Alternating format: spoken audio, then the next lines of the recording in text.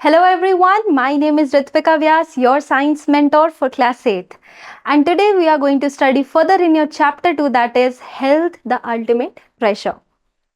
In the previous session, we have talked about immunity and vaccines. So in this session today, we are going to talk about the discovery of a very important vaccine, that is smallpox vaccine. Its story is very interesting and fascinating. So let us dive into this. इस story को शुरू करने से पहले I will give you a situation. Let's say I give you two test papers A and B. It is using the same concept but B is much harder than A. So if you solve question paper A and you use that concept very thoughtfully, you will be easily able to solve question paper B. ए को अगर आपने अच्छे से कर लिया, आपको पता है इसमें कौन सा कॉन्सेप्ट लग रहा है, तो आप समझ जाएंगे ना कि बी में भी सिमिलर कॉन्सेप्ट है. मैंने आपको नहीं बताया बट आपने खुद एक्सपेरिमेंट किया कि बी में भी सेम कॉन्सेप्ट है, लेकिन पहले आप इजियर वर्जन को सॉल्व करिए. तो ऐसा ही कुछ सिमिलैरिटी हमें आज इस स्टोरी में देखने को मिलेगा कि कैसे दो चीजों की सिमिलैरिटी से एक वैक्सीन का इन्वेंशन हो गया. So let me give you an overview of the story. Edward Jenner नाम के एक डॉक्टर या साइंटिस्ट थे. उस टाइम पे small pox was a global disease. It killed millions. बहुत ही डेडली डिजीज थी.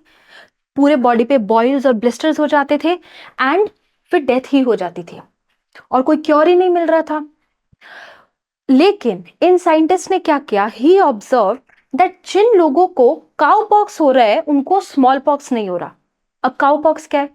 काउ पॉक्स भी उस टाइम पे एक डिजीज थी जो काउज में होती थी, लेकिन वो काउ से ह्यूमंस में भी ट्रांसमिट हो जाती थी. बट किनको? मिल्क मेड्स को, फार्मर्स को जो उस काउ के आसपास काम करते थे. बट जिन ह्यूमंस को ये काउ पॉक्स हो गया उन्हें स्मॉल पॉक्स नहीं हो रहा था.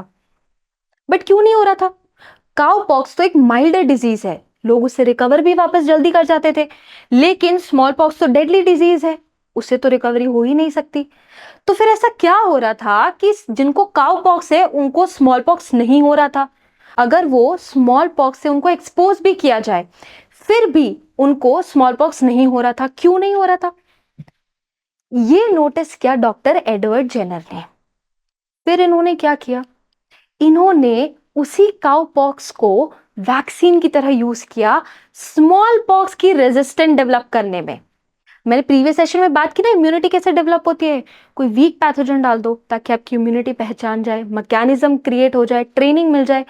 तो एडवर्ड जेनर ने कुछ ऐसा ही कॉन्सेप्ट यूज किया कि कुछ तो सिमिलैरिटी है इनमें. अगर काउ पॉक्स हो जाता है तो स्मॉल पॉक्स नहीं होता. मतलब काउ पॉक्स अगर किसी पर्सन को इन्फेक्ट कर जाए तो उसको स्मॉल पॉक्स नहीं होगा. तो काउ पॉक्स को हम क्या यूज कर सकते हैं? एज वैक्सीन यूज कर सकते हैं. इसी तरह से हमें अपना फर्स्ट वैक्सीन मिला, पहला वैक्सीन. क्या थी ये story? Edward Jenner notice that people who got cowpox didn't get smallpox. जिनको काउ पॉक्स हो गया उनको स्मॉल पॉक्स नहीं हो रहा था.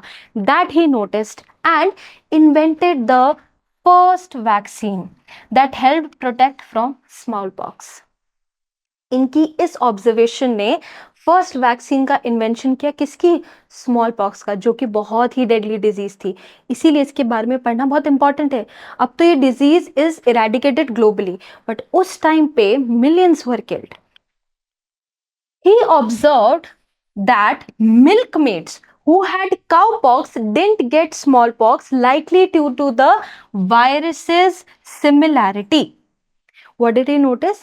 कि जिन मिल्कमेड्स को काउपॉक्स हो रहा था, काउ से इनको काउपॉक्स हो रहा था, उनको स्मॉल पॉक्स नहीं हो रहा था.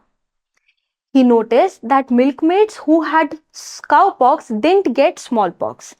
जब इनको काउपॉक्स हो गया तो इनको स्मॉल पॉक्स नहीं हो रहा. क्यों नहीं हो रहा? ये डिस्कवरी, ये जो इन्वेंशन है, ये किसके लिए हुआ? स्मॉल पॉक्स की वैक्सीन के लिए हुआ. तो इनकी हाइपोथेसिस क्या थी? इन्होंने क्या थ्योरी लगाई? दैट काउपॉक्स पस protected against smallpox. Cowpox की जो पस है उसमें कुछ ऐसा है, उसमें कुछ ऐसा है जो क्या कर रही है? स्मॉल पॉक्स के अगेंस्ट प्रोटेक्शन दे रही है. तो उन्होंने किया एक्सपेरिमेंट। जब हमें थ्योरी मिल गई है, हमने एक हाइपोथेसिस लगाई है, तो अब हम क्यों ना उसको एक्सपेरिमेंट करें, क्या पता कुछ रिजल्ट मिल जाए। तो एडवर्ड जेनर ने भी कुछ ऐसा ही किया। He injected a boy with cowpox SAP who developed resistance against small pox. तो उन्होंने क्या किया, हेल्दी इंडिविजुअल लिया, उसमें काउपॉक्स का इन्फेक्शन डाल दिया, पस डाल दिया, एंड उसको जब एक्सपोज किया गया स्मॉल पॉक्स से तो उसके अंदर रेजिस्टेंस डेवलप हो गई। उसको स्मॉल पॉक्स जो है वो हुआ ही नहीं। क्यों? क्योंकि उसमें काउपॉक्स का पस इंजेक्ट कर दिया। मतलब cowpox was helping the immunity. क्या करने के लिए? ट्रेन करने के लिए, रेजिस्टेंट डेवलप करने के लिए। किससे? स्मॉल पॉक्स से। क्यों? क्योंकि उन्हें लगा वायरसेस में कुछ सिमिलैरिटी है, इम्यूनिटी को ट्रेन करना जरूरी है, तो क्यों ना माइल्डर वर्जन से ट्रेन किया जाए। तो उन्होंने इसीलिए काउपॉक्स का इंजेक्शन किया, इंजेक्शन लगाया। उससे क्या हुआ? वैक्सीन डेवलप हो गई। काउपॉक्स का जो पस है, जो इन्फेक्शन है, दैट इज द वैक्सीन। ये पूरी स्टोरी थी। वैक्सीन क्या होती है? यही तो होती है, वीक पैथोजन, डेड पैथोजन। तो काउपॉक्स में भी कुछ ऐसा ही था जो हमें हमारी वैक्सीन दे रहा था। किसके अगेंस्ट? स्मॉल पॉक्स के against. Cowpox infection made people immune to smallpox. Cowpox की जो इन्फेक्शन थी, रिजल्ट ये मिला कि जब काउपॉक्स की इन्फेक्शन हमारे बॉडी में आई तो हमें इम्यून किसके कर गई? स्मॉल पॉक्स से। That's how we got our vaccine. Mass vaccination eradicated smallpox globally. तो जब ये पता चला कि एडवर्ड जेनर की ये डिस्कवरी है, स्मॉल पॉक्स को क्योर किया जा सकता है, किससे? काउपॉक्स की इन्फेक्शन से, तब हुई मास वैक्सीनेशन। क्योंकि ग्लोबल डिजीज थी तो मास लेवल पे इसकी वैक्सीनेशन हुई and finally it was eradicated from our planet.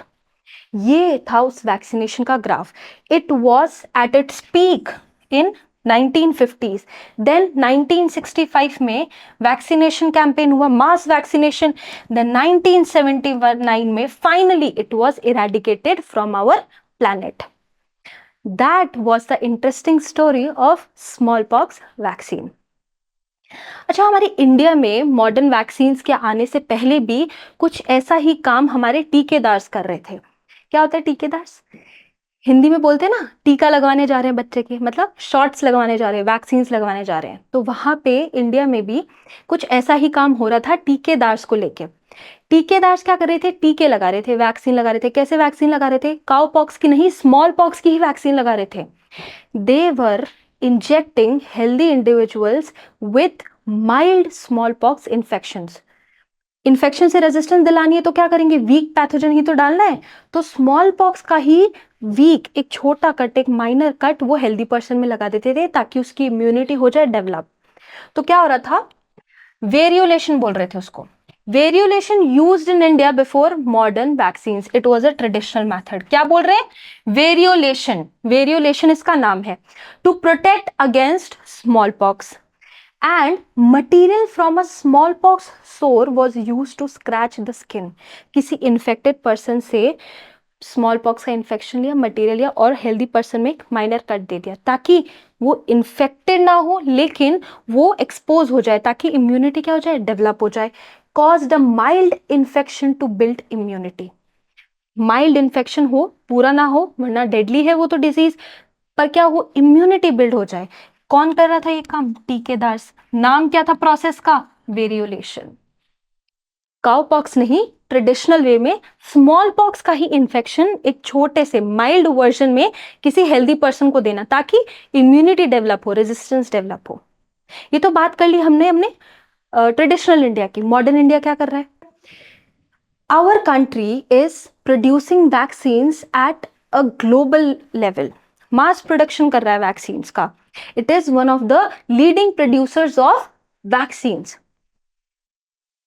One of the world's largest vaccines producer. India one of the largest, world's largest producer of vaccine है। क्यों? क्योंकि वो एक्सपोर्ट कर रहा है मेनी कंट्रीज को।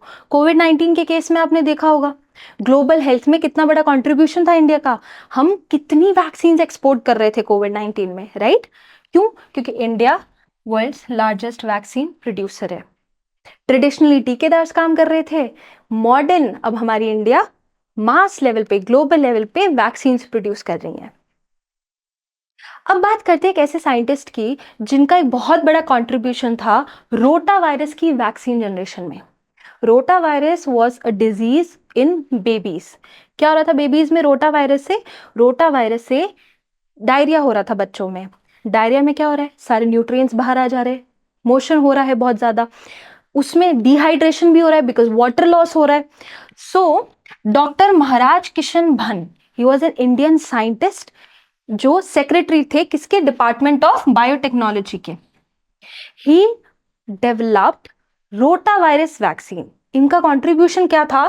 रोटा वायरस वैक्सीन का, जो बच्चों में क्या दे रहा था? Diarrhoea. So he invented this vaccine of rota virus which was giving what? Diarrhoea to babies. इनका बहुत बड़ा कंट्रीब्यूशन था रोटा वायरस में और हमारे हेल्थ केयर में कि इनोवेटिव तरीके से कॉमन मैन तक ये हेल्थ केयर कैसे पहुंचाया जाए, बच्चों में डायरिया कैसे रोका जाए, रोटा वायरस का स्प्रेड कैसे रोका जाए।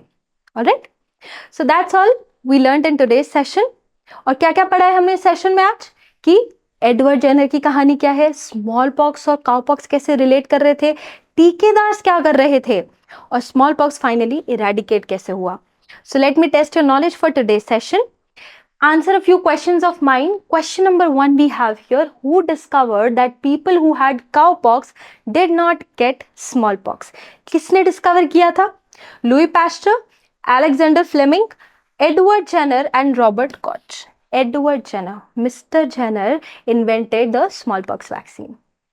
What important vaccine did Maharaj Kishan Bhan help developed? किसकी वैक्सीन थी? कोविड-19, रोटा वायरस, स्मॉलपॉक्स या पोलियो? Rota virus. कोविड की थी क्या? रोटा वायरस की थी। स्मॉलपॉक्स की किसने की? एडवर्ड जेनर ने। The rota virus vaccine protects children from which disease? Rota virus क्या दे रहा था बच्चों को? Which disease? Diarrhoea. Which disease? Diarrhoea. So that's all for today's session. Let's meet in the next session. Till then, keep studying and thank you very much.